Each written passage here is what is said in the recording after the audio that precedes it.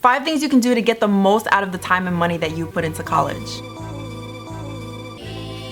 Hey guys, what's up? It's me, Lori. So you might have seen in an earlier video that I talked about, how college isn't necessarily for everyone, depending on what you want to get into and what you can afford. Since then, I've seen a lot of comments and questions, not just on my videos, but also in general on social media and on YouTube, from people who, are starting to question college and maybe think it's pointless or too hard or just a waste of time, which is something that I think anyone who's really considered college or started off on that path has felt at some point or another. So I'm basically making this video specifically for anyone who's felt like that. Like most things on the internet, if you Google something enough, you'll probably find someone saying something that you want to hear. In this case, it might be, give up, it's not worth it. But I'm just here to say today, not so fast. I know that this isn't common, but I knew what I wanted to do since I was about 15 years old. When I eventually did go to college, I did so basically because I knew I would need that piece of paper in order to get into my career of choice. But I really saw it as a formality. I didn't think I would get a lot out of it. I got a very generous scholarship and a financial aid package that paid almost my full ride to go to NYU, which, as a lot of you guys probably know, is a very expensive school. But I also had to work a minimum of 2 jobs the entire time I was there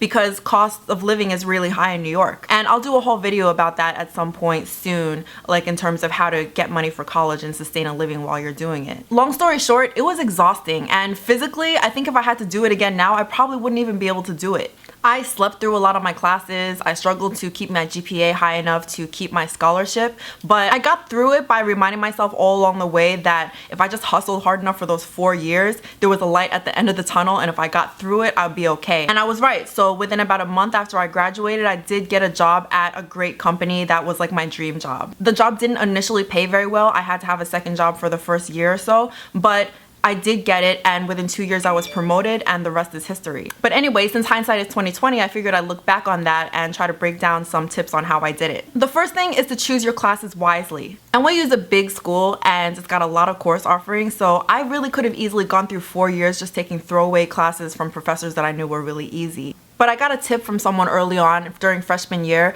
that the professors who are really passionate about their subject matter usually teach classes that are more fun, even if they are tougher. You'll want to do this because it's more fun, but also because for all the time and money that you're going to be putting into it, you won't want to look back on it and think you didn't get the best value and education for it. So choosing the right professors can basically mean the difference between having a 4-year long snooze fest or investing 4 years into enriching your life and your education and your mind. The other bonus to picking professors that are either deep in their field or well connected is that you are essentially building your network. If you make a good impression on that professor, that can, eventually lead to your next job or something down the line. And in some cases, you might get an interesting professor who might put you onto something in a field that you didn't even know you liked. My second tip is to get your money's worth in resources. When you enroll in a school, the value that you get is not just from the classes that you take. I made full use of the guidance office in my school. I sat in on the business courses of my friends who were at the business school because NYU has a great business school, but I wasn't enrolled in it. I made myself known to professors and I kept in touch with them, and at one point even TA'd for one so I could add that to my resume.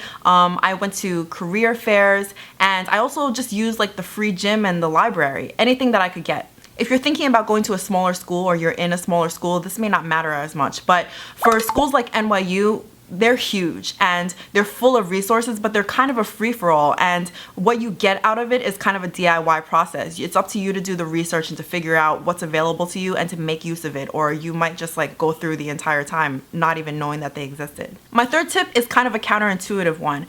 Take classes that are irrelevant to what you want to study. The way that I personally did this was getting a minor in Asian American Studies, taking classes in criminal justice and in gender studies, and what these classes did for me was open my mind to things that I thought I knew about, but I'd really only just scratched the surface on. It gave me an excuse to like really delve deeply into a subject, and honestly really shaped who I am as an adult today. 10 years later, I could tell you I barely remember anything that I learned in any technical classes in my major that have to do with my current job, because I learned most of what I have to do on the job actually doing the job. I almost wish sometimes that I'd studied something completely unrelated to what I'm doing with my life, because it would have rounded me out and given me an edge or something different over the people that I compete with now in my professional career. As for the subjects that were irrelevant, so to speak, they're subjects that I only delved deeply in because I had the luxury of being in a school and on scholarship and having to get some courses done in order to graduate, and so I took advantage of that time,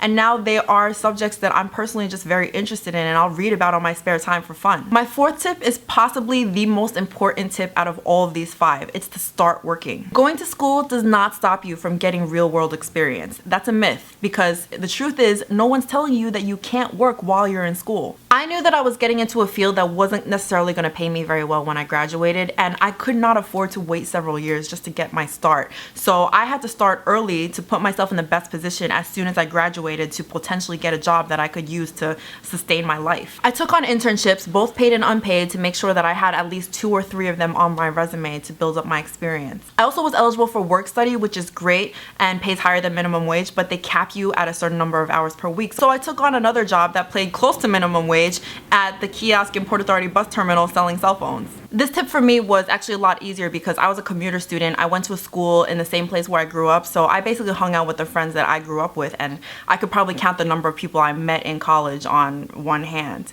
But other people might want to get a little bit more of that college experience, which I understand, but you know, not all of us have the luxury to do that. My last tip is probably something you already do without even realizing it, but it's to hack the system. In order to do all the things that I did, you can't really just go about randomly scheduling classes and work and just trying to get by. You have to figure a system out for yourself.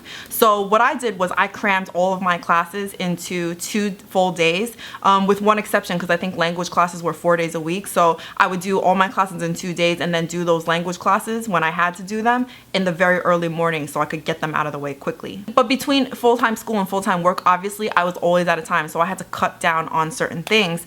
Like I would have to do these little cheats where I could, you know, I had a system for how to write papers in a shorter period of time without actually reading the books that they were about. I also did shit like, since I was taking classes in different departments, I would somehow relate the final project from one class in one department with the final project in a class from the other, so I would only have to do one project and just repurpose it and repackage it for the other professor. I also had to sort of strategically take time off on a rotating basis from classes. Like this week I might take this class off, and then next week I might take the other class off, or you know, once in a while take a day off from work. I was also able to get a little break for myself one semester because my major required that I get a 4-credit internship, and since I was already doing internships, that was easy because I just had to file paperwork with my boss at the job that I was already doing. The conclusion is that none of this stuff is easy. I almost failed a couple classes. I almost lost my scholarship, but I'm alive, I made it, and 10 years later, I don't even remember what that physical exhaustion felt like anymore. It's a long, distant memory. It is far from necessary to go to college. I'm not saying that you have to do that, or that if you can't, you should worry that maybe you really need it. But what you shouldn't do is give up or not go because you think it's easier not to. There are lots of exceptional people who are very successful without the help of a college degree, but those people are also exceptionally hard workers, and what they do is not easy. And the truth is, even if you do work really hard, with or without college, it takes a lot of luck. There are lots of people out there with degrees and without degrees who try to be internet sensations, filmmakers, celebrity chefs, best-selling authors. Most of them never make it. Exceptional people are exceptional because, let's face it, they're the exception. Also consider that a lot of people out there who started from the bottom may not have really started from the bottom. They might have had help from their parents, or if not, they had, you know, more access to loans, to housing, and different opportunities without having to face discrimination or other setbacks. This is, of course, definitely not to say that you shouldn't try. If you watch my videos, you know that I am definitely advocating that people, you know, raise their ambitions really high and aim for the sky. But it's hard even with a degree. So without one, just imagine how much more hard it will be to prove to everyone that you deserve the same opportunities. The truth is, unless you're born wealthy, and sometimes even when you are, life's hard, and it was always hard, and it always will be hard. Everyone has to pay their dues, and if you don't pay it by putting time and hard work into college, then you'll probably pay it some other way down the line. So with that, whatever it is that you do decide to do, I hope that you don't let a little roadblock like, you know, some hard work and a few years of, you know, being really antsy and hungry for what you want. Don't let that get in your way, you know what I'm saying? Just go for yours, do what you gotta do, and good luck. Hope to catch you guys in the next one. Bye!